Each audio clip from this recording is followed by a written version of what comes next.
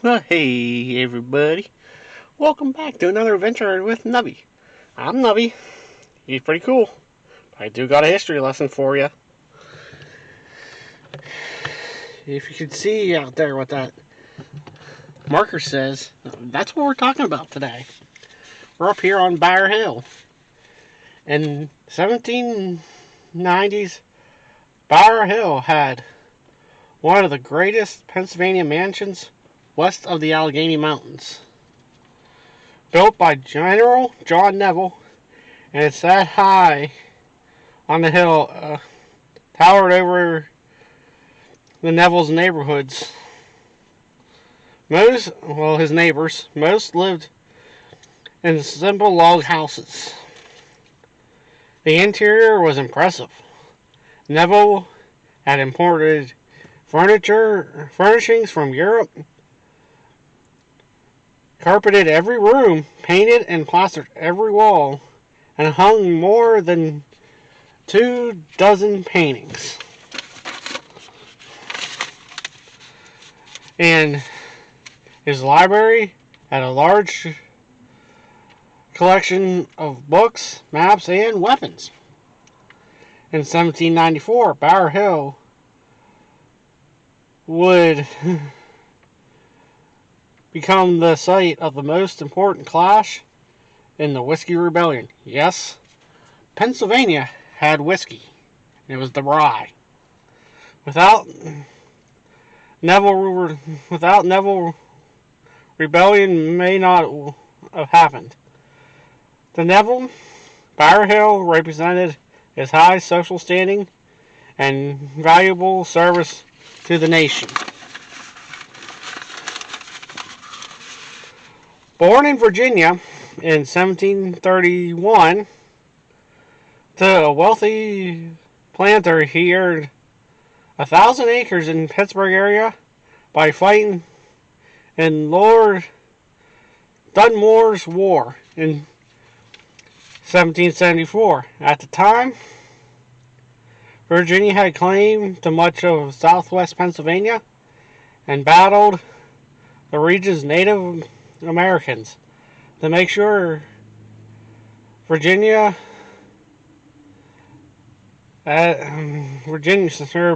be at PA to the forks of the Ohio River and vast resources in the Ohio Valley.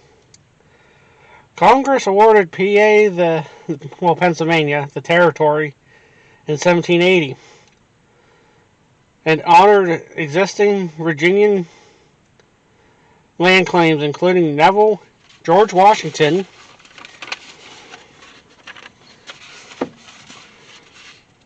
George Washington had some land here.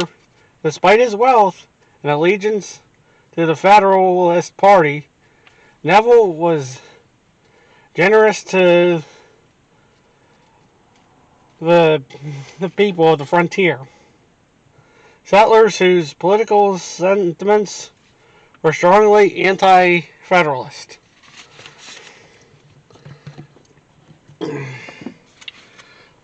Congress passed a federal excise tax on whiskey in 1791.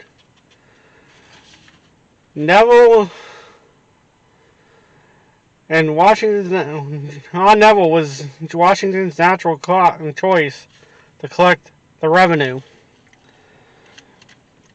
He served bravely during the American Revolution at the battles of Trenton, Germantown, Mammoth, and Princeton. He survived the winter at Valley Forge. At first, Neville opposed the excise tax, led its opponents to charge he was almost bribed to accept the post. In Kentucky, the newly formed bourbon distilleries went on and they were untaxed. John Neville was not the one to bow in opposition or threats. In the fall of 1791, after the passage of the whiskey tax, Neville reported to the president people petitioned the federal government to repeal the tax.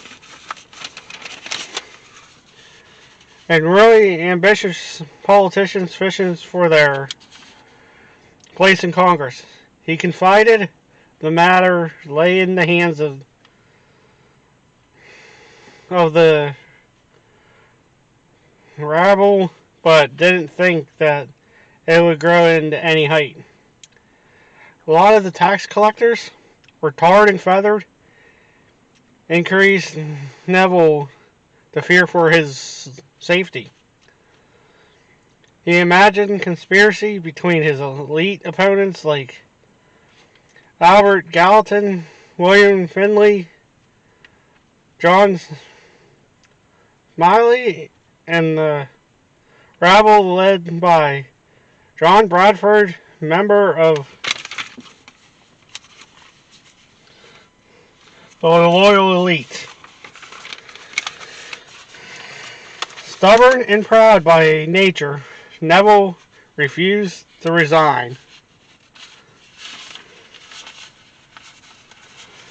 He requested the federal government to provide him with armed force to collect the tax. Assaults on Western excise men prevented the federal government from collecting the whiskey tax in the region in 1792 and 1793.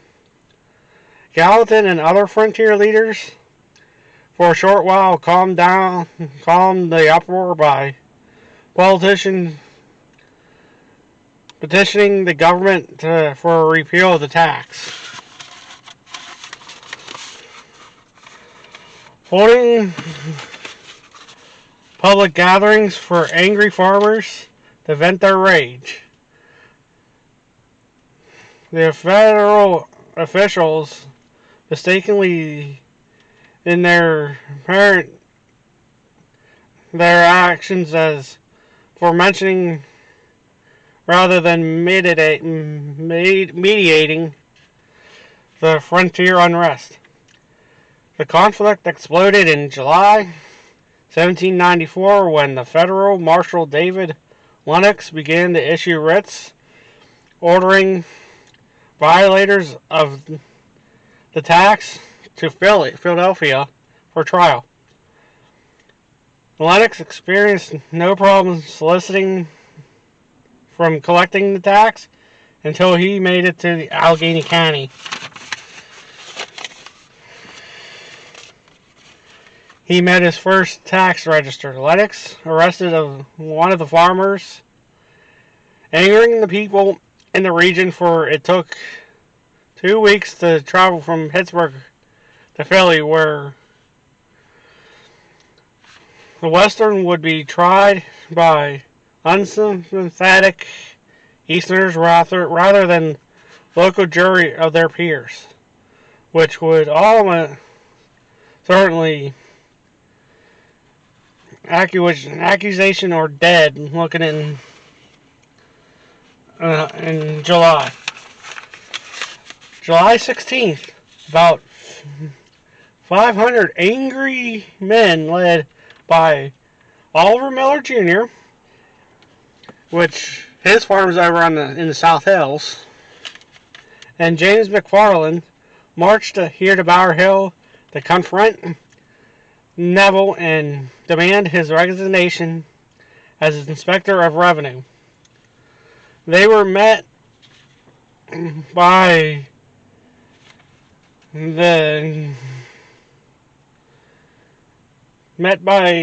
generals and armed slaves and a small detachment of soldiers he had requested from the federal government to protect his property. Soon guns were ablazing and Bower Hill was burning. The next day, the Miller and McFarland and the Army and an Army officer were dead. And John Neville's mansion, it got a bit toasty. It burned to the ground. And this is the rough area where they think it is. Back east, the Battle of Bower Hill confirmed the suspicions that the rabble out west, intent on violent rebellions after David Bradford leading more radical rebels, vowed death to the revenue collector in succession from the Union of President Washington,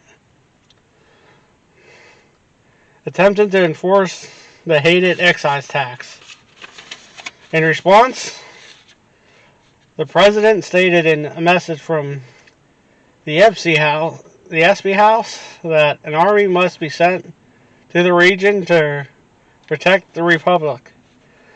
After the rebellion subsided, Neville came back to the area, although his house burned down, refusing to resign his commission. He remained in Allegheny County until he died in 1803. And again, this is kind of surprising because I just did a video out in Raccoon. Some of the guys came up from the Washington County Mingo Creek, the Washington County militia from Mingo Creek, PA. Also, you could visit the Woodville House down on Washington Avenue. That's where John Neville and his son Preston hung out a little bit. And gotta switch batteries before we go over to the sign. So I'll be right back, guys. Back with a full battery, guys. Now we're gonna walk over here.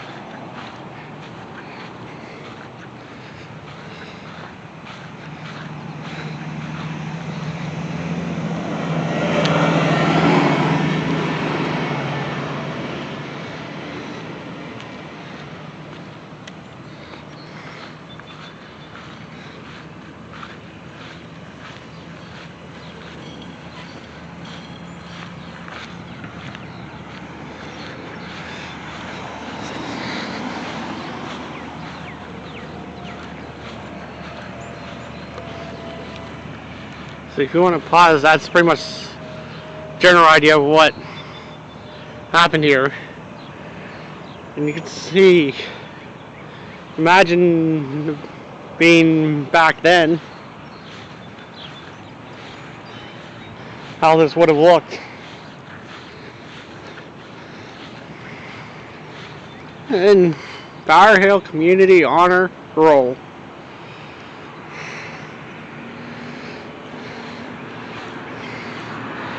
The World War II guys.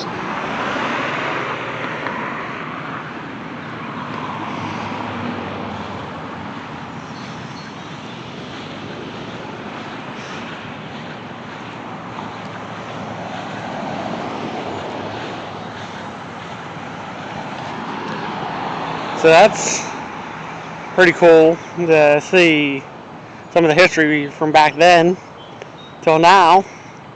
I hope you have a wonderful day. I'll catch you later. Like, comment, subscribe, and share it. It helps. See yous.